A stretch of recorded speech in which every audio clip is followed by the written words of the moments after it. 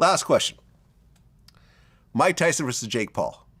Now, you've interviewed Mike Tyson, and he's interviewed you as well. You guys have a relationship. You guys have had dinner together and so forth. There's a 30-year age difference between these two. Who do you have your money on? Listen, I love Mike. And I can tell you this, he's training very, very hard. Mike still hits like a mule. There's no question about it. I'm not as familiar with Paul. I'm really not. I can tell you this, if Mike gets him early, he can hurt him. There's no question about it. But that 30-year age gap, look, I'm 73. I know what it is. You know, I don't feel the same way as I felt, 20, 30 years ago.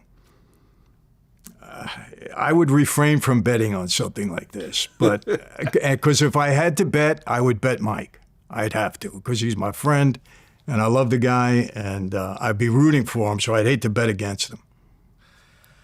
Yeah, I mean, I would say that I have my money on Jake Paul, just because this is not the 21-year-old Iron Mike that was demolishing people. And I remember I interviewed Ken Shamrock, who is an actual champion UFC fighter, and he said that it's the equivalent of fighting someone in a wheelchair.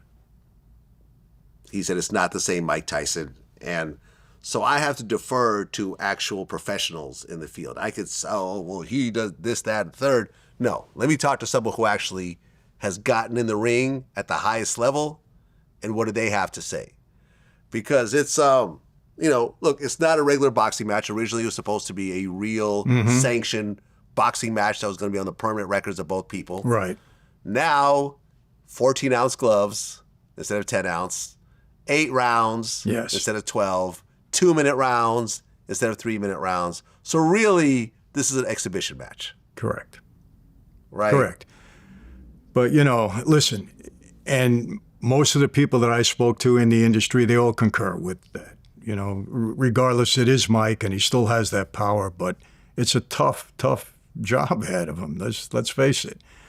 But like I said, if I had to bet, I bet on Mike because I couldn't bet against him. I'd either refrain or I wouldn't bet.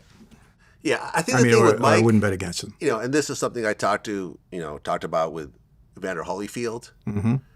The thing with Mike is that he scares you. Yeah. Right? He's got that scary boogeyman kind of persona about him. And I interviewed him and he got mad at me at one point and I was scared. We talked about this in our last interview. I was literally scared that he was going to lunge at me and take a swing at me. Right? And, I remember Holyfield's like, yeah, he does that to a lot of people. He's like, I don't know why, but I think he likes to do that. He likes to mess with people a little bit. He's like, I don't do that. Holyfield's a really nice guy. I don't know if you ever met him before. I met him. Yeah, very nice guy. Very polite, always talks about his mom. Yes. And what he said, though, was the thing about my 2 fights with Mike is that I had to show him in the very beginning that I wasn't scared of him, because I wasn't.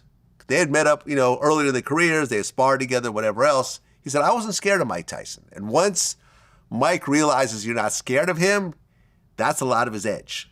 Once he loses that you're scared of me edge, you have a very different fight on your hands. I mean, this is why he ultimately lost to Buster Douglas. Buster wasn't scared of him. Even though the odds were insane and whatever else, Buster was like, listen, my mom just died. I'm going all out. I don't care.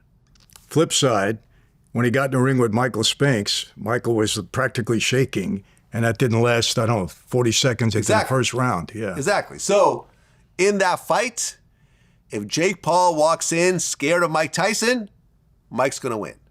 If he comes in saying, hey, this is an old man, I'm physically bigger than him, he's had his time, I'm the new champ right now, he's going to win that fight.